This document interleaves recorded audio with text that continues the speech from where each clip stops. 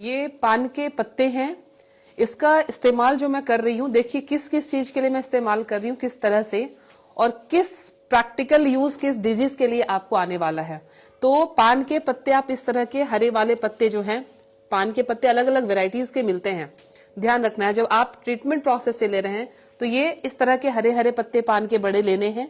एक पत्ता आपने लिया और उसमें एक चुटकी आपने सिर्फ अजवाइन की डाली, और इस तरह से चुटकी एक अजवाइन की डाल के प्रॉपर इसका आप पान तैयार कर लेंगे।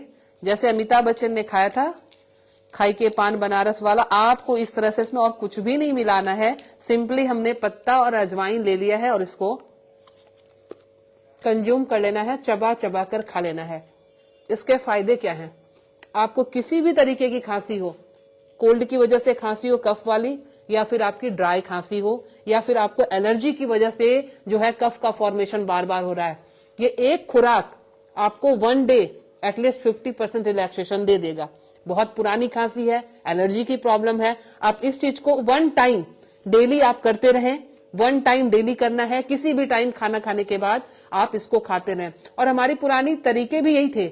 हम पुराने जमाने से, राजा महाराजाओं के जमाने से हम देखते हैं कि खाने के बाद पान सर्व करना, मेहमानों को देना, या किसी भी पार्टी में पान देना एक ट्रेडिशन माना जाता था। उसका कारण यही था कि ये डाइजेस्टिव सिस्टम को भी दुरुस्त करता है, और ये कफ कोल्ड की प्रवृत्ति, कुछ ऐसा खाना आपने खाया जिसमें कोल्ड का फॉर्मेशन होगा, कफ की फॉर्मेशन होगी, तो आप इस चीज को खा के आप उसको उसी समय उस विकार को निकाल सकते हो। दूसरी चीज जो आपके इस मौसम में बहुत ज्यादा कारगर होने वाला है वो आपका है अदरक। अदरक सबके किचन में होता है, तो आपको क्या करना है, 1 चम्मच अदरक के रस के निकाल लेनी है। 1 चम्मच आपने अदरक के रस की ली, उसमें 1 चम्मच आपने इसमें ऐड कर लिया शहद को। शहद और अदरक के जूस का कॉम्बिनेशन, इसको प्रॉपर आप साफ सुथरे हाथों से फेंट लेंगे, और फेंटने के बाद आप इसको इस तरह से पूरे के पूरे इसको बारी बारी से इसी उंगली से आप चाटते चले जाएंगे। अभी मैं चाट के इसलिए नहीं दिखा रही हूं क्योंकि मेरे मुंह में पान पड़ा हुआ है ऑलरेडी, तो आप इस तरह से इसको अपनी ही उंगली से चाटेंगे, कोई चम्मच की जरूरत नहीं है आपको। इस तरह से आप इसको इस्तेमाल कर सकते हैं। बाकी कई सारी चीजें घरेलू आपने सुनी होगी या वीडियोस आप देखते होंगे, बट मैं गारंटी के साथ कह रही हूं कि आप सिर्फ इन सब चीजों को इस्तेमाल कर लें तो आप इस मौसमी बीमारी के, इस मौसम में होने वाले कफ कोल्ड से, स्पेशली कफ के लिए, आपके लिए बहुत फायदेमंद होने वाला है। तो मैम कौन सा पान लेना चाहिए? पान बेसिकली हमारे जो पान की दुकान पे मिलेंगे, आपको इस तरह के एक पान की वैरायटी मिलेगी जिसको मीठा पान कहते हैं।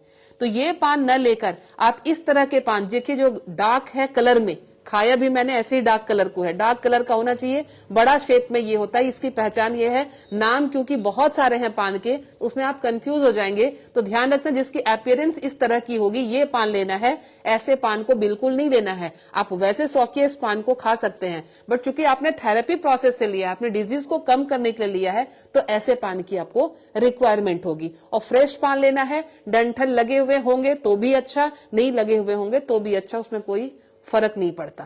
तो मैं बच्चे खा सकते हैं इसको? बिल्कुल, 5 साल से ऊपर के बच्चे को आप कंप्लीट एक पान खिला सकते हैं। 5 साल से छोटा बच्चा है तो ध्यान रखिए, आपने बहुत अच्छी चीज पूछी है। अगर 5 साल से छोटा बच्चा है जिसको बार बार निमोनिया होता है, चेस्ट में कफ इतना जमता है कि नेबुलाइजर की आपको जरूरत पड़ती है, उसके लिए आप क्या करेंगे, इसमें सिंपली आप जैसे घी होती है, घी हम लेके घी को इस तरह से इसको लेप कर देंगे। घी को लेप के इस पत्ते पर इसको थोड़ा सा आग दिखा के, और बच्चे के चेस्ट पे कपड़े हटा के उसको चेस्ट पे इस तरह से घी लगा के उसकी मालिश करके उसको कपड़ा रैप करके उसको कवर कर देंगे।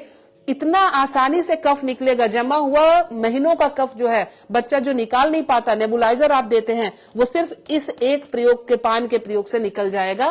तो आप ये अपने छोटे बच्चे के लिए भी करें और घर के बड़े भी इस काम को करें। तो मैं Leena Shrigyan, naturopathy and alternative therapy expert, New Delhi से, मुझसे मिलने के लिए